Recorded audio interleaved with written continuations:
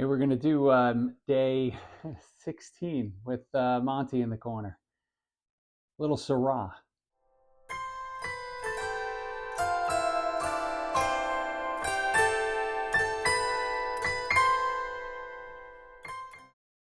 Welcome back to day 16 of the 2024 Advent calendar from Drinking It In. We're going to talk about Syrah today.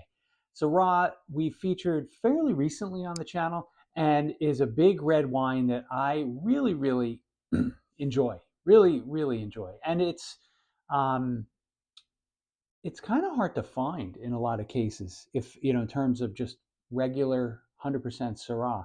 Syrah is the S in the GSM combination Grenache Syrah Mourvedre that's famous in the Southern Rhone. Syrah is also based or does great things in the Northern Rhone, where the appellations use 100% Syrah. Côte Rôtie and Hermitage are two of the most famous. If you don't have $200 a bottle to spend, you're going to want to look at Crow's Hermitage and Saint Joseph for options. But today, we're going to talk about, from a profile perspective, Syrah, full body, medium to high tannin, and medium acid. You get fruit that's very much in the black and blue part of the spectrum, blackberries, blueberries, you could, plums. You get some chocolate, you get some baking spices if the wines are done with oak treatment and bring in some of those spices. And Syrah also has distinct notes of black pepper.